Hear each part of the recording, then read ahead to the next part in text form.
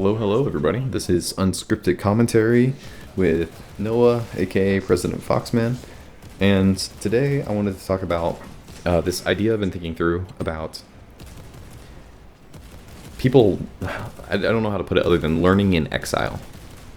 So, I've noticed this pattern. It's a common story trope.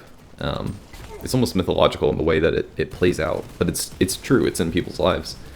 You have people like MF Doom, Bob Dylan, I think his name was Robert Jordan, the guitarist, the famous guitarist, where they're living out their life, and at a relatively young age, they are performing, and people around them are not very impressed. They think it's not very good what they bring to the table, and then for a period they disappear off the map. They're not dead or anything. It's just that they have no public presence. They're not performing publicly. In truth, they're privately practicing. They're not exposing anything to the world. They're just doing their thing, and no one knows about it. And after this period is over, then they share it with the world. And, who knows how many people have done this and it didn't work out this way. So I'm not saying that. There's a little bit of confirmation bias. But in these cases, in the way the story tends to play out, they come back out of their exile and people are amazed. They wonder what happened. Like what went on behind the scenes that gave them this skill? Like, is this the same person? Did they make a deal with, some sort of spiritual being, God or the devil, or however you want to put it? And I don't know, there's something about that that's deeply attractive, but there's also something that's deeply worrying, which is if I was to put myself in that place, would I be dedicated enough to do that? Would I be willing to sacrifice what it takes to be good at, whatever? This is a common thing I've been thinking about too, where I was really into chess during COVID. I played a bit of online chess, and I watched a bit of it and learning these things. I think that was a common story for a lot of people. And during that time, I began learning about some of these really good chess players, these amazing chess players. And then I learned what it took to be on top.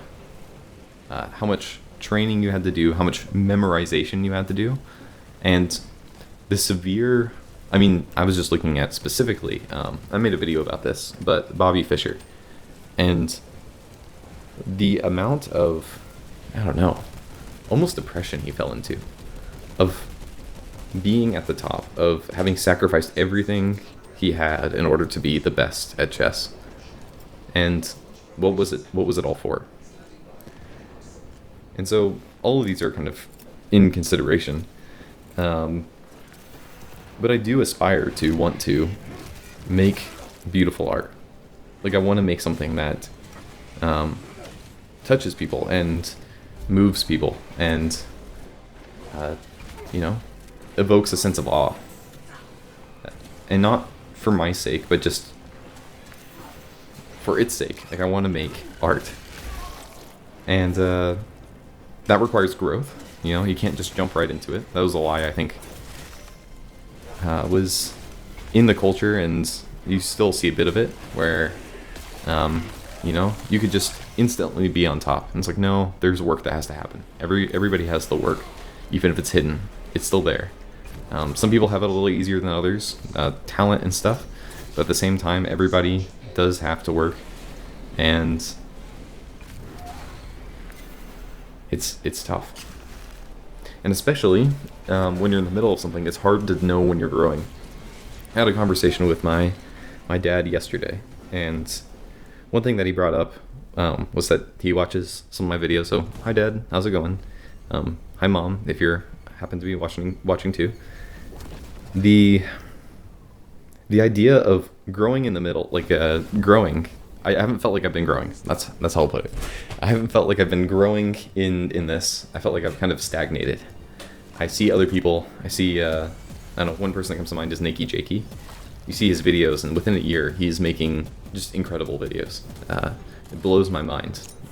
And he looks back and he already is pointing out the lack of quality they have. And I just look at that and I'm like, man, like I've been making videos for, a little over a year and they're nowhere close to that quality. And they're also not the kind of videos that I want to be making anyway, so what good does that do? But my dad was talking to me and he was just pointing out that he has really seen a lot of growth. And that was incredibly meaningful to hear. So thank you, Dad. And all that's to say is, like, you need people around you to be able to tell you that. To be able to say, this is something I think you still need to work on, but man, like, you have been growing. You've been making progress. We are really bad at being able to see ourselves. See ourselves clearly, we'll say, Kind of like how some people, when they look in the mirror, they don't like what they see. They look at themselves and they think, like, oh, I need to work on this or that. And when someone else looks at them, the whole rest of the world looks at them and they say, that's not what we see. Having a diverse set of eyes looking at you and giving you feedback that's productive and hopefully from people you trust and you respect, that is super valuable, because then it shortens the feedback time. You know what to address, you know how to get better, and this cycle continues over and over and over again. And so this is my long-winded way of saying,